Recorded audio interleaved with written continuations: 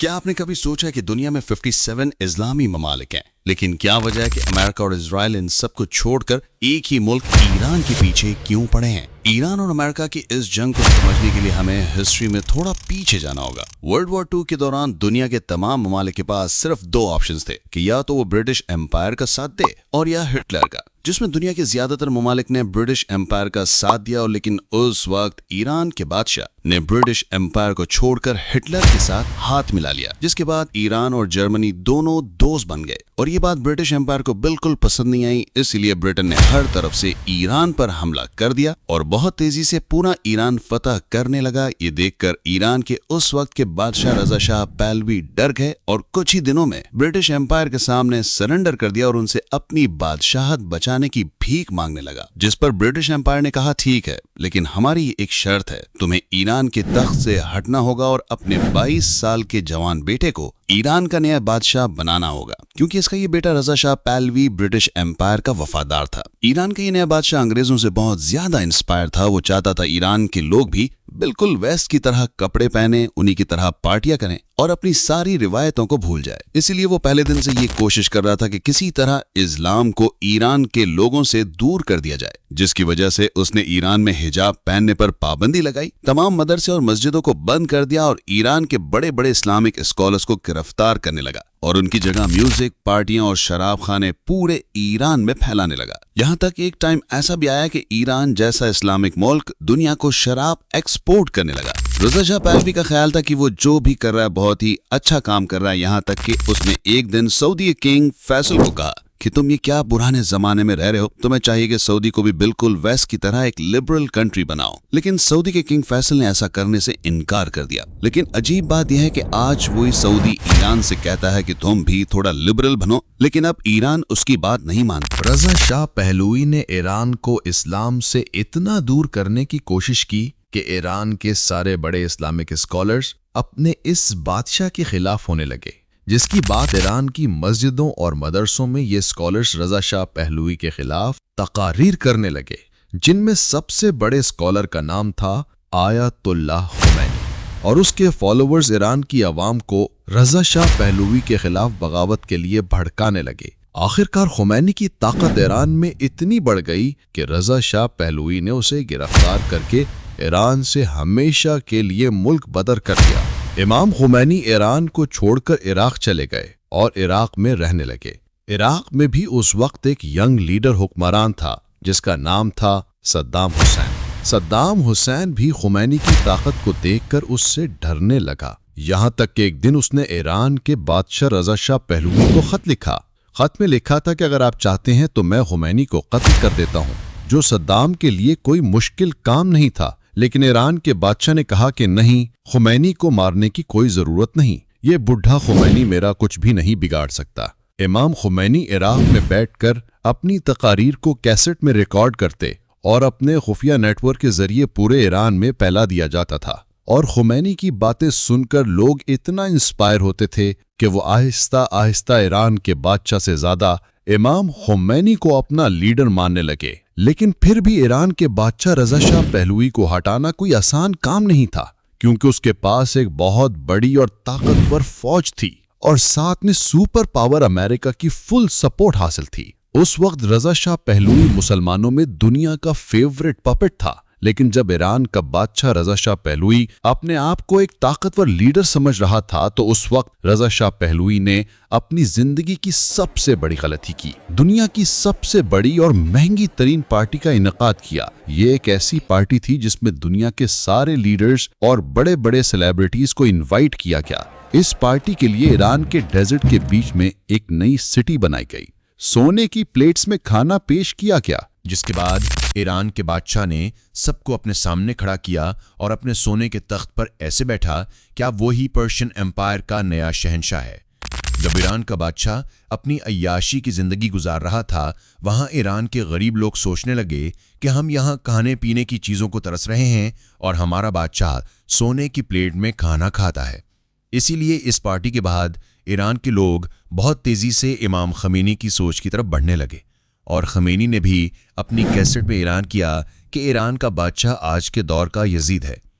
Aahista Aahista Khomeini Iran में इतना ताकतवर हुआ کہ رضا شاہ پہلوی سمجھ گیا کہ اب اسے صرف ایک ہی طاقت خمینی سے بچا سکتی اور وہ طاقت ہے سپر پاور امریکہ۔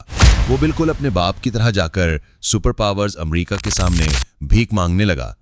سپر پاورز امریکہ کو امام خمینی کی طاقت کا اندازہ ہو گیا تھا۔ سپر پاورز امریکہ نے رضا شاہ پہلوی کو صاف انکار کر دیا اور کہا کہ اب تمہیں خمینی سے کوئی نہیں بچا سکتا، اور یہ سنتے ہی رضا شاہ پہلوی ملک چھوڑ کر ہمیشہ کے لیے بھاگ گئے۔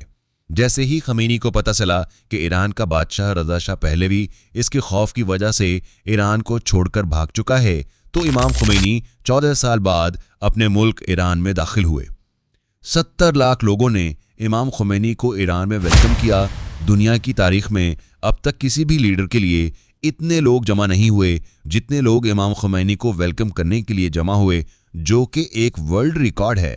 جیسے ہی خمینی ایران پہنچے، ایران کی سرزمین سے پہلی بار ڈیتھ ٹو امریکہ اور ڈیتھ ٹو اسرائیل کے نعرے لگنے لگے۔ خمینی نے امریکہ کے ایمبیسی کے سارے لوگوں کو گرفتار کر لیا، اور خمینی نے امریکہ کے پریزیڈنٹ کو خط لکھا کہ میں ان 50 لوگوں کو تب تک رہا نہیں کروں گا جب تک تم امریکہ ایران کے بادشاہ کو ہمارے حوالے نہیں کرتے، اور یہاں سے پہلی بار امریکہ اور ایران کی دشمنی شروع۔ لیکن ایران کا بادشاہ رضا شاہ پہلوی کبھی وطن واپس نہیں آیا۔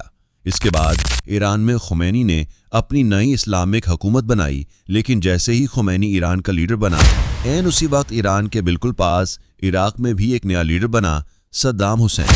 لیکن یہاں مسئلہ یہ تھا کہ دنیا کے باقی لیڈرز خمینی کی طاقت سے بہت ڈرتے تھے، کیونکہ خمینی اپنی تقاریر میں بار بار باقی مسلمان دنیا کی عوام کو اپنے بادشاہوں کے خلاف بغاوت کرنے پر ابھارتے تھے۔ یہ دیکھ کر عراق کے لیڈر صدام حسین امریکہ اور عرب لیڈرز کے کہنے پر خمینی پر حملہ کر دیا، اور 8 سال تک ایران اور عراق کے درمیان ایک سخت جنگ ہوئی۔ لیکن صدام حسین کے پاس پوری دنیا کی سپورٹ ہونے کے بعد بھی وہ خمینی کو اس کے تخت سے ہٹا نہیں سکا، اور آخر 8 سال بعد جیسے ہی یہ جنگ ختم ہوئی، اس کے کچھ ہی عرصے بعد امام خمینی اس دنیا سے چلے گئے۔ خمینی کا جنازہ دنیا کی تاریخ کا سب سے بڑا جنازہ تھا، کیونکہ اس کے جنازے میں 1 کروڑ لوگ شامل تھے، جو آج تک Guinness book of world records میں کسی بھی لیڈر کے لیے دنیا کی سب سے بڑی گیدرنگ تھی۔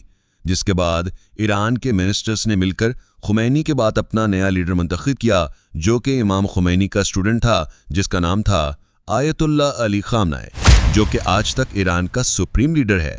عراق کے ساتھ جنگ ختم ہونے کے بعد ایران کے سپریم لیڈر آیت اللہ علی خامنہ کو سمجھ آ گئی کہ اب امریکہ اور اسرائیل ان کا پیچھا کبھی نہیں چھوڑیں گے جب تک ایران کے پاس اپنا خود کا ایٹم بم نہ ہو۔ لیکن اب مسئلہ یہ تھا کہ ایٹم بم بنانا کوئی آسان کام نہیں ہے، یہ ایک بہت ہی مشکل ٹیکنالوجی ہے، اور اس وقت کوئی بھی ایران کو یہ ٹیکنالوجی دینے کے لیے تیار نہیں تھا۔ عجیب بات یہ ہے کہ عین اسی وقت ایران کے بالکل قریب ایک ملک، دنیا کا پہلا اسلامی ملک پاکستان، اپنا پہلا ایٹم بم بنا چکا تھا۔ پاکستان کا ایٹم بم بنانے کے بعد عبدالقدیر خان بہت ہی سیکریٹلی ایران کو ایٹم بم بنانے کے لیے سینٹریفیوج ٹیکنالوجی بھیجنے لگے۔ ایران پاکستان کی اس ٹیکنالوجی کو یوز کر کے بہت تیزی سے نیوکلیئر پلانٹس بنانے لگا۔ لیکن جیسے ہی ایران نے یہ سب کرنا شروع کیا، امریکہ کو کسی طرح اس سب کی خبر ہو گئی۔ اب پاکستان کا ایٹم بم تو امریکہ کو پھر بھی کسی حد تک قبول تھا، کیونکہ پاکستان امریکہ کا بہت ہی وفادار ملک ہے۔ ہمیں اپنی قوم کا پیٹ پالنا ہے، اور پاکستان چاہے جو بھی ہو جائے امریکہ کے خلاف کبھی نہیں، کیونکہ پاکستان اور امریکہ بہت ہی پرانے دوست ہیں۔ لیکن ایران پاکستان سے بالکل مختلف ملک ہے۔ ایران بار بار امریکہ کی آنکھوں میں آنکھیں ڈال کر اسے دھمکیاں دیتا تھا۔ اسی لیے جیسے ہی امریکہ کو ایران کے اس پروجیکٹ کا پتہ چلا، امریکہ کا پریزیڈنٹ پوری دنیا کے سامنے آیا، اور اس نے اپنی سپیچ میں کہا کہ دنیا میں کچھ ملک ایسے ہیں جو اپنے لیے کیمیکل اور ایٹم بم بنانا چاہتے ہیں۔ ایک عراق کا صدام حسین اور دوسرا ایران کا خامنہ ای، جس کا آج پوری دنیا کو پتا ہے کہ یہ ایک بہت بڑا جھوٹ تھا۔ اس وقت کے امریکن صدر جارج بش نے کچھ ہی عرصے بعد عراق پر حملہ کر دیا، اور عراق میں ہزاروں لوگوں کو مار کر صدام حسین کی حکومت ختم کر دی۔ صدام حسین کی حکومت کو اتنی آسانی سے توڑنے کے بعد امریکہ کو اس بات کا پتہ چلا کہ وہ دنیا کے کسی بھی ملک پر جھوٹا الزام لگا کر اس پر حملہ کر سکتا ہے۔ اسی لیے افغانستان اور عراق پر حملے کے بعد اب امریکہ کا اگلا شکار ایران تھا۔ اور امریکہ بار بار دوبارہ یہ جھوٹ بولنے لگا کہ ایران کے پاس ایٹم بمز ہیں، جس کے بعد اب پوری دنیا کی نظریں ایران کے لیڈر آیت اللہ خامنہئی پر تھیں، اور یہ ایران پر حملہ کرنے کا بیسٹ ٹائم تھا، کیونکہ ایران کے ایک طرف افغانستان میں امریکہ کی بہت بڑی فوج تھی اور ایران کی دوسری طرف عراق بھی امریکہ کی فوج سے بھرا ہوا تھا، مطلب امریکہ نے ایران کو ہر طرف سے گھیر لیا تھا۔ تو اب پوری دنیا کی نظریں ایران کے سپریم لیڈر آیت اللہ خامنہئی پر تھیں کہ وہ کس طرح اپنے ملک ایران کو سپر پاور امریکہ سے بچائے گا، اور یہاں پر خامنہئی نے ایک ایسی بات کی جس سے امریکہ کے پاس ایران پر حملہ کرنے کے سارے بہانے ٹوٹ گئے۔ خامنہئی جو اسلامک دنیا کے ایک بہت بڑے اسکالر ہیں، انہوں نے ایک فتویٰ دیا کہ اسلام میں مسلمانوں کے لیے ایٹم بم بنانا حرام ہے، کیونکہ اسلام تو ہمیں یہ سکھاتا ہے کہ جنگ کے میدان میں کسی بھی بچے، بوڑھے یا عورت کو نہیں مارا جا سکتا، ایون جنگ میں درختوں کو بھی کاٹنے کی اجازت نہیں ہے، لیکن ایٹم بم ایک ایسا ہتھیار ہے جو بنا کچھ دیکھے ہر چیز تباہ کر دیتا ہے۔ اس لیے ایران کے خامنہئی نے ایٹم بم کو مسلمانوں کے لیے حرام قرار دیا، اور ساتھ ہی یہ اعلان کیا کہ ایران کا ایٹم بم بنانے کا کوئی ارادہ نہیں ہے، اور ایران کے دروازے سب کے لیے کھل دیے، اور ساتھ یہ اعلان کیا کہ دنیا کی کوئی بھی ایجنسی ایران آ کر خود دیکھے کہ ایران کا ایٹم بم بنانے کا کوئی ارادہ نہیں ہے۔ لیکن یو این کی ٹیم نے ایران جا کر یہ دیکھا کہ ایران کے سارے نیوکلیئر پلانٹس بالکل اسی ڈیزائن پر بنے ہیں جس طرح پاکستان میں بنائے گئے، اور پوری دنیا کو سمجھ آ گئی کہ ایران نے یہ ٹیکنالوجی پاکستان سے لی ہے، اور پاکستان پر اتنا پریشر بڑھنے لگا کہ خود عبد القدیر خان نے ٹی وی پر آ کر اس بات کی تصدیق کی اور پھر سب سے معافی مانگی، اور پاکستان نے دنیا کو خوش کرنے کے لیے عبد القدیر خان کو گرفتار کر کے اسے اپنے ہی گھر میں نظر بند کر دیا۔ خامنہئی کے اس فتوے کے بعد امریکہ کے پاس ایران پر حملہ کرنے کا اب کوئی بہانہ نہیں تھا، لیکن دنیا میں ایک ملک ایسا تھا جو بار بار امریکہ کو ایران پر حملہ کرنے کے لیے مجبور کر رہا تھا، جس کا نام ہے اسرائیل۔ لیکن امریکہ نے اسرائیل کی بات نہیں مانی، لیکن آہستہ آہستہ حالات بدلنے لگے۔ 2019 امریکہ نے ایران پر بہت ہی سخت سینکشنز لگا دیں۔ سینکشن سے پہلے ایران کی اکانومی بہت تیزی سے اوپر جا رہی تھی، لیکن جیسے ہی امریکہ نے سینکشنز لگائے، ایران کی پوری اکانومی بالکل بیٹھ گئے۔ امریکہ کے ان سینکشنز کے وقت ایران جیسا کہ آئل اور گیس سے مالا مال ملک تھا، بالکل بینکرپٹ ہونے لگا۔ امریکہ کی مرضی کے بغیر ایران اپنا گیس پوری دنیا میں کسی کو نہیں بیچ سکتا، ایون اپنے قریبی ملک پاکستان سے ڈیل کے بعد بھی پاکستان ایران سے گیس نہیں خرید سکتا، اور پاکستان ایران کی سستی گیس چھوڑ کر دور قطر سے LNG منگواتا ہے۔ پوری دنیا میں صرف 2 بڑے ملک جو ایران کے ساتھ آج بھی بزنس کرتے ہیں، چائنا اور روس۔ امریکہ کی ان سینکشنز کی وجہ سے ایران کے حالات اتنے خراب کہ ایران کی گورنمنٹ امریکہ سے ڈیل کرنے کے لیے تیار ہو گئی، اور آخر امریکہ کے پریزیڈنٹ براک اوباما کے ساتھ ایران نے نیوکلیئر ڈیل کرنے کی کوشش کی کہ ایران ایٹم بم نہیں بنائے گا، جس کے بدلے میں امریکہ ایران سے سارے سینکشنز ہٹا دے اور ایران کی اکانومی دوبارہ سٹرونگ ہو جائے گی، جو دونوں ملکوں کے لیے ایک بہت بڑی کامیابی تھی۔ لیکن پہلے دن سے امریکہ میں ایک شخص ایسا تھا جو اس ڈیل کے سخت خلاف تھا، جس کو دنیا آج ڈونلڈ ٹرمپ کے نام سے جانتی ہے۔ ڈونلڈ ٹرمپ نے اس ڈیل کی سخت مخالفت کی، کیونکہ امریکہ میں یہودیوں کا ایک بہت بڑا نیٹ ورک ہے جس کی سپورٹ کے بغیر امریکہ میں کوئی پارٹی الیکشن نہیں جیت سکتی۔ اس بار یہودیوں کے اس نیٹ ورک نے الیکشن میں ڈونلڈ ٹرمپ کو سپورٹ کیا، اور ڈونلڈ ٹرمپ یہ الیکشن جیت گئے۔ الیکشن جیتنے کے کچھ ہی عرصے بعد ڈونلڈ ٹرمپ نے ایران پر پھر سے سینکشنز لگا دیں، اور ایک بار پھر سے ایران کی اکانومی تیزی سے گرنے لگی۔ جیسے ہی ٹرمپ نے ایران پر پابندیاں لگائیں، ایران نے اپنا نیوکلیئر پروگرام دوبارہ شروع کیا۔ لیکن دوسری طرف ڈونلڈ ٹرمپ کو بھی سب جانتے ہیں کہ وہ دنیا میں اپنے علاوہ کسی کی بھی بدماشی برداشت نہیں کرتا۔ جب ایران نے امریکہ کی آنکھوں میں آنکھیں ڈالی، ڈونلڈ ٹرمپ نے انہیں سبق سکھانے کے لیے اچانک ایک میزائل حملے سے ایران کے آرمی چیف